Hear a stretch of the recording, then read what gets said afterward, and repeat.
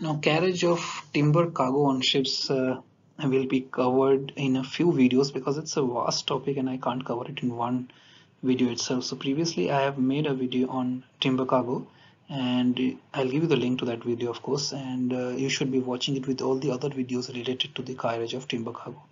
In today's video, I'll be talking about the timber code specifically, and then in my subsequent videos I'll also talk about the stability criteria and the lashing requirements and the precautions to be taken, but because it's a lot of topic to cover, I'm going to make it in separate videos. I hope you'll watch all of those videos and enhance your knowledge about this topic. All right, so the timber code is a non-mandatory code and applies to all ships of 24 meters or more in length carrying timber deck cargo. The aim of the code is to ensure that stowage and cargo securing arrangements for timber deck cargoes enable a safe and yet a rational securing of the cargo so that it is satisfactorily prevented from shifting. The code also includes alternative design principles taking into account the acceleration forces cargo may be subjected to throughout the voyage. More specifically, the code provides guidances on practices for safe transportation, methodologies for safe storage and securing, design principles for securing systems, guidance for developing procedures to be included in ships' cargo securing manuals, and sample checklists for safe storage and securing.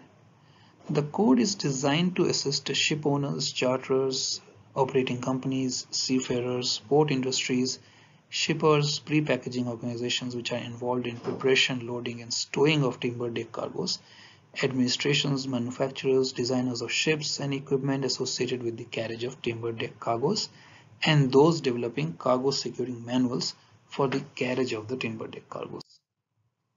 The layout of the code is in 6 chapters and 3 appendices. So chapter 1 is general, chapter 2 is stability, chapter 3 talks about storage, chapter 4 talks about securing of the cargo, chapter 5 talks about personal protection and safety devices, and whereas chapter 6 talks about action to be taken during voyage. Finally, we have appendix A, B and C of the code, where appendix A provides advice on storage practice, appendix B provides general guidance for under deck storage of logs, and appendix C provides the intact stability criteria for passengers and cargo ships of less than 100 meters with respect to deck cargo. I'll be talking about all of these but in separate videos because otherwise it becomes too much of content for you to also follow and for me to also include in one video. You get bored and go off to sleep.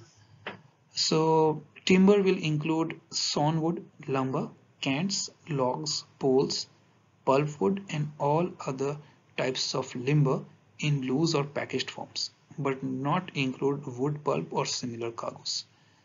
Some of the hazards of timber cargoes include when it is loaded on deck, the cargo becomes exposed to elements of sea, weather, etc.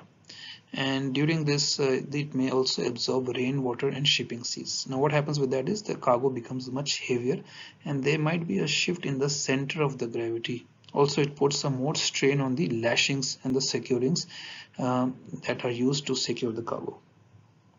The wind surface area also increases as there is more area now available on the ship's deck for the wind to act upon, and that can affect the ship handling characteristics.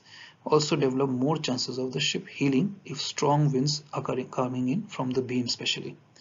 If ice accretion occurs, that is deposition of or deposit of ice on deck occurs, then certain nooks and corners may become inaccessible to the crew, especially for tightening the lashings and securings as well. Lashing of the cargo has to be done, and tightening of lashings during voyage is quite a hazardous operation, especially in rough weather, and it's quite a risky business, especially if the lashings have to be tightened and it's rough weather and the lashings may already be loose.